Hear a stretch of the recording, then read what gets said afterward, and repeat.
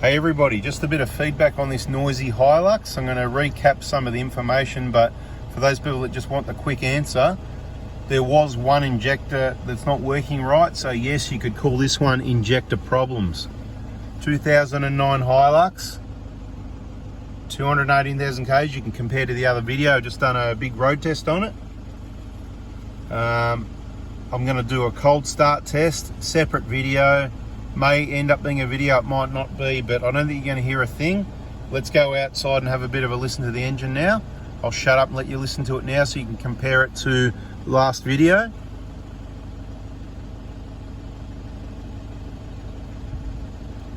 I'll give it a rev.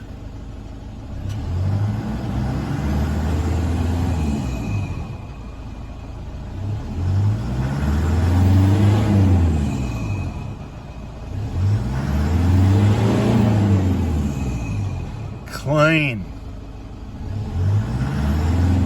Oh, that's right, we wanted it in drive as well, didn't we? That's in drive. That's in reverse. Aircon's still on, loading it up as well.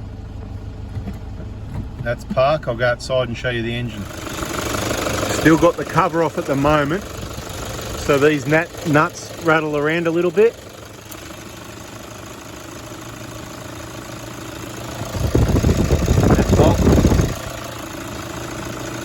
Chalk and cheese, yeah?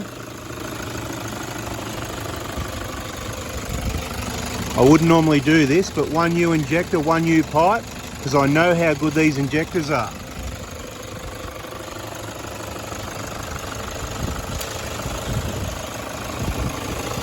You just got the aircon cutting in and out. Take a really quick look at the feedback values. 1, 2, 3, 4, you can see all well within spec, typically what you'd see.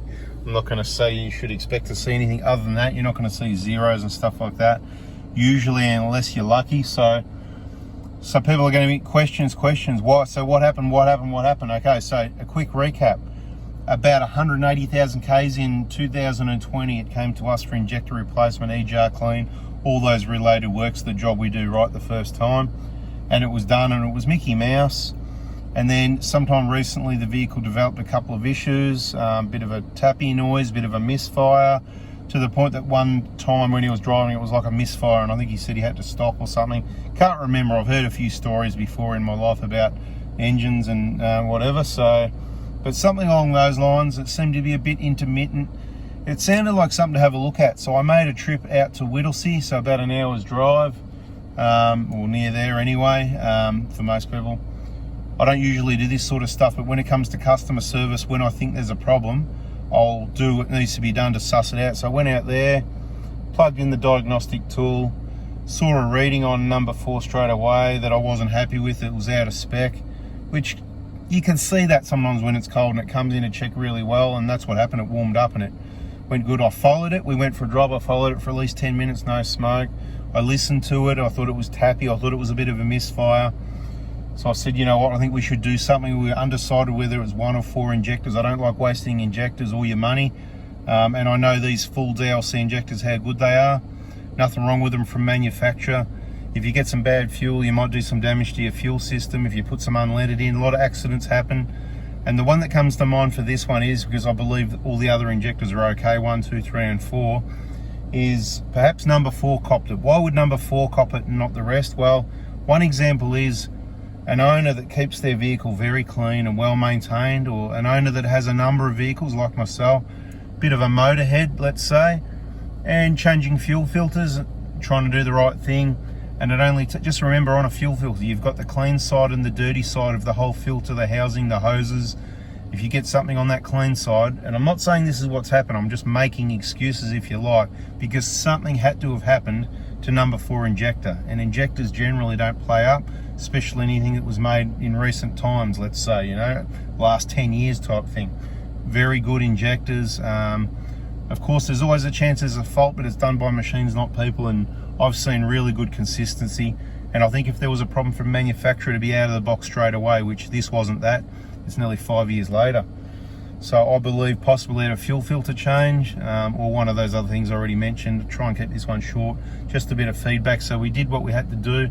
Obviously it's not warranty, but being a loyal customer and someone that looks after the car, they've done the right thing. We'll look after him best as we can on that replacement, and that's why we did 1, not 4. With the owner, myself, and other people I discussed it with, we're in two minds about it.